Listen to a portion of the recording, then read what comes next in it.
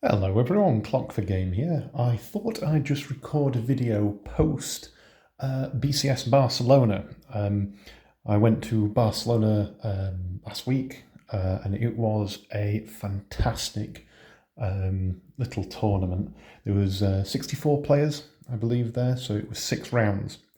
Um, and it was just a blast. I really have a lot of love for the Weiss community, and I'm really enjoying interacting with all different players from all these different tournaments. And even though we might not do well all the time, I think just going to these tournaments and interacting with the player base is absolutely fantastic. I've not had a bad experience yet at any BCS. The players have always been very friendly. Yes, things can get a little tense in game states at times, but 99% of the time, people are fantastic. I thought I'd give you a quick little rundown about BCS itself, and just some things that I've started to pick up now. I'm going to more and more tournaments. I seem to have a bit more time for that now that my PhD is done.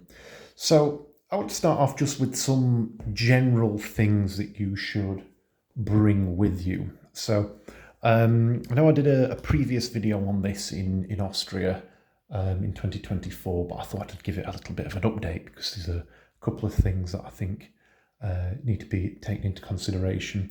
Number one is firstly get to the venue early. Even if that means getting up a little bit earlier, even if it means, spending a little bit of money on public transport to get there a little earlier, always make sure you get to the tournament earlier. You don't want to be going into round one where you're rushed or you've started to lose time on the clock or things like that. Make sure you get there earlier than you need to, because you'd rather be sat round, having a cup of tea or a drink or testing or something for an hour, making sure everything's all right with your deck, than having to, rush in and rush to get your deck sorted and then rush into round one, and you're not in a good mindset there. So even if it does take a little bit more effort to get up a little bit earlier, try and get there before. So for example, Barcelona started at about 10 o'clock, roughly. Make sure you get there for about 9. I'd say, registration is at about 9:30. Just make sure you get there for, latest 9. Bring a book with you or something like that, if you really want to read or pass the time while you're waiting, but just make sure you're there early.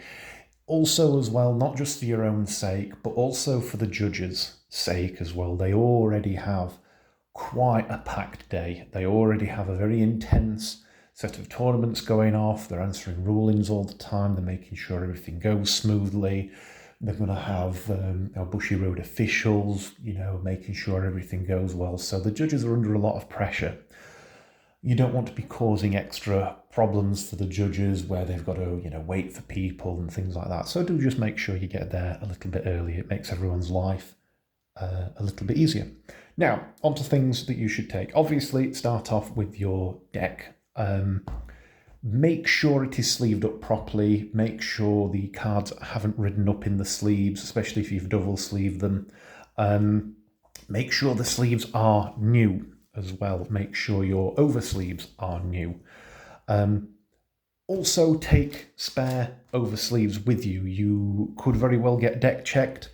They do random deck checks a lot of the time. Some tournaments I've been to, they deck check everyone. Make sure that you don't have any, accidental, say, markings or damage to your card sleeves that can end up getting you a game loss or even worse, DQing. So make sure you bring spare oversleeves with you if you oversleeve your deck, and make sure you bring some spare sleeves of your actual sleeves as well.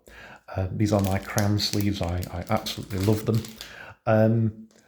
And just because I'm a little bit of a stickler like that, I always bring some kind of new, just plain blank sleeves with me, in case things do go wrong, in case I do have to re-sleeve my entire deck. Usually The stalls there will have some sleeves available as well, but I just like to bring a spare set for my own. It's also as well, if usually I travel with friends to go to these BCSs, if they need some spare sleeves, in a pinch, I've got some for them.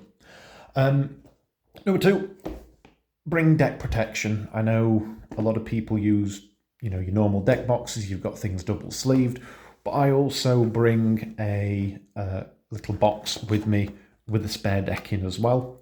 So I did use Nikkei for the BCS, but in case I need another deck, I do have a spare Saikano deck with me, just in case I need another deck. You're doing some testing the night before and you end up having a massive fallout with your original deck, you've got a spare deck.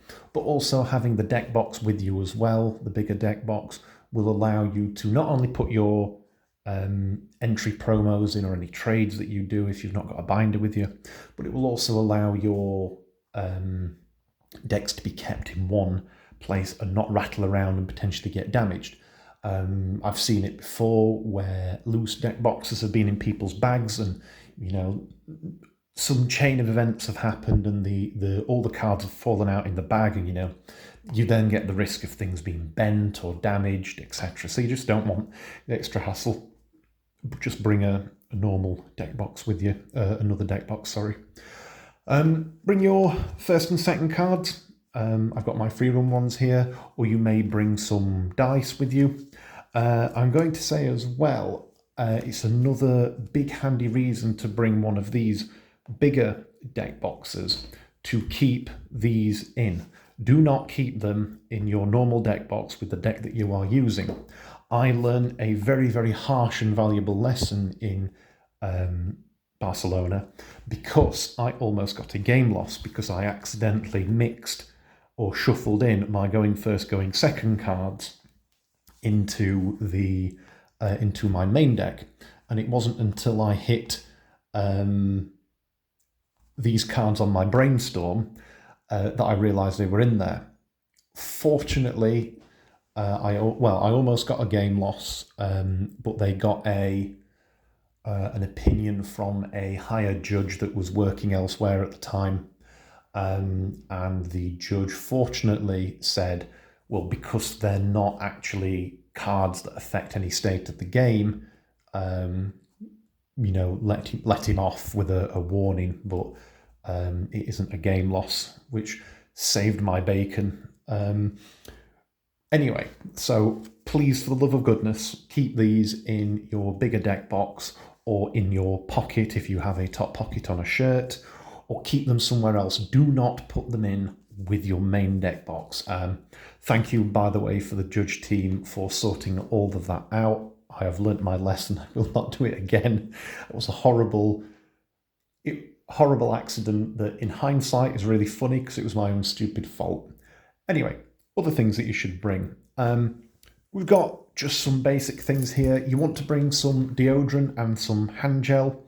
Things can get quite intense. You can get quite into things. You can kind of sweat a lot, especially when the venue is warm and there's a lot of people around. People do end up sweating a bit, so just make sure that you, obviously shower before the tournament as well, and spray under your arms. You can get sweaty mid-tournament, just give yourself a little bit of a spray. Usually other people as well will say, hey, can I borrow that as well? It's always handy. It kind of helps the community out a little bit, also stops you ponging. Hand gel, unfortunately some people can be not the most cleanly. I'm not a huge germaphobe, but I always think that not only am I interacting with other people quite a lot, I'm touching their decks. I don't know what they've been doing. I don't know whether they wash their hands when they come out from the toilet. However, it's always handy to bring some hand gel with you, just for cleanliness' sake. So just make sure that you have some hand gel with you as well at the tournament. I bring some earplugs not to the tournament, but perhaps for the night before. They're just some spongy earplugs. These are really, really, really useful for sleeping in hotels. Fortunately, my hotel at Barcelona was really nice and soundproofed. I had a fantastic night's sleep. But it's also as well, sometimes you get quite noisy venues. You might get bars nearby where things can be quite loud. And you want to sleep well before the tournament. And then just finally on this, you want, I'd say, to bring a little microfiber towel, just because that helps you, clean up after if you wash your hands. Hand dryers aren't always fantastic. It can mop things up. You can use it to dab your forehead if you are sweaty, especially in the summer tournaments. Just very, very, very handy they are. They dry out and they're really easy to clean, dry out very quickly. So on to the actual games themselves. Before you start any game, you need to bring a mascot with you. Here is my Doro. You need to bring that with you. It's always important to have a Doro with you. And before we just get into the matches themselves, I just want to give a good shout out to these two cards. The Crown Brainstorm and the Sin were the absolute goats in that tournament. So to start off with, I will be doing a deck profile on the deck that I used in Barcelona, and will hopefully that'll be out in hopefully today or tomorrow. But to actually get into the rounds themselves, so round one was a Nikkei mirror match. I ended up losing that because unfortunately it was just one of those games where my deck decided to explode, and not in a good way. Kind of mid-game, he just was able to get out his Roseannes and his Sins to boost his field. He just had better hands than me, and it was just unfortunate that my deck seemed to implode in on itself mid-game. I literally had nothing. Round two was Bang Dream, the deck that you see running around quite a lot now. It was that same build. I ended up winning against that.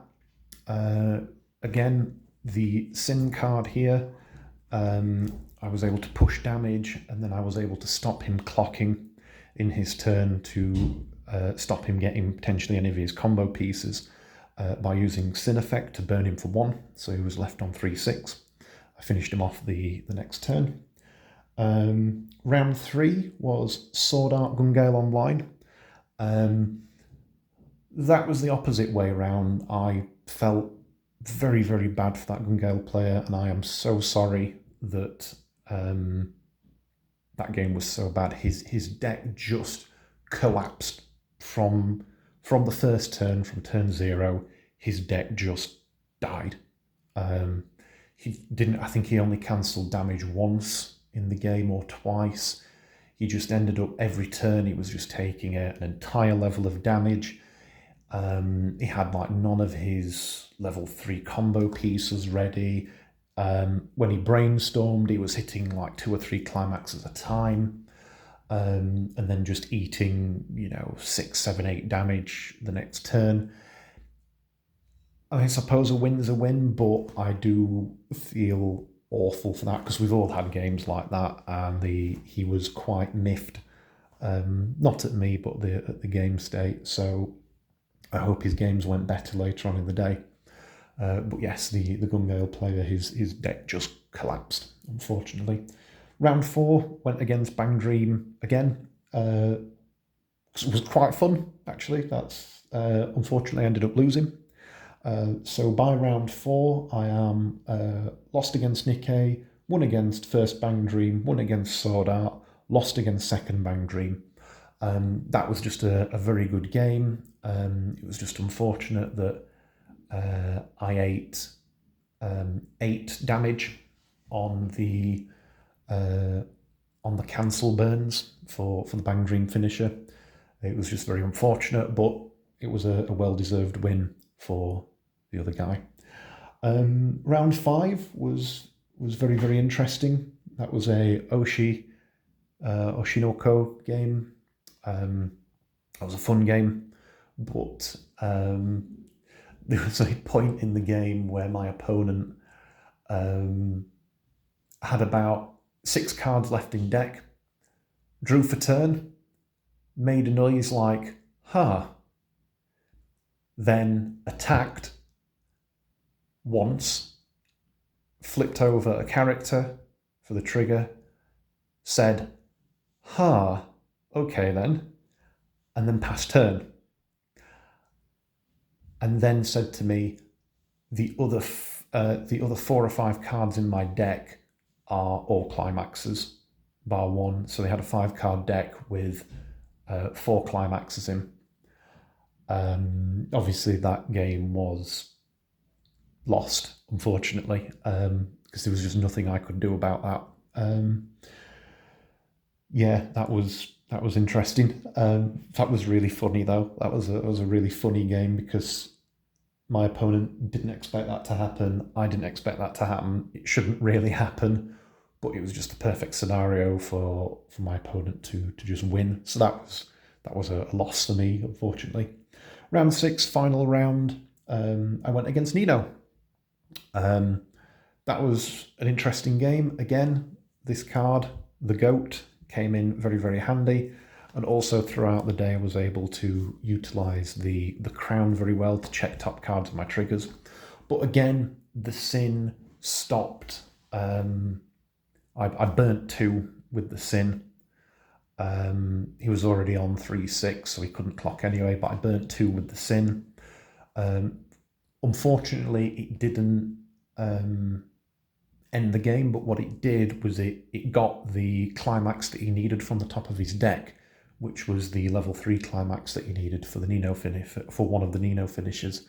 And it stopped him from comboing, and it allowed me just to ping 1 in my turn.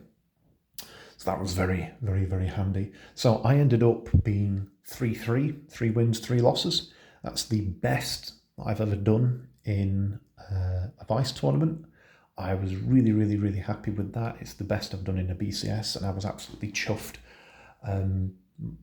My friend came in the top 4 as well. That was fantastic. So congrats to him.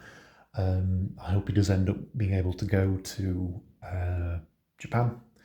And it was a fantastic set of games in a fantastic community, and I enjoyed it so much. It was unreal. But yes, I ended with 3-3.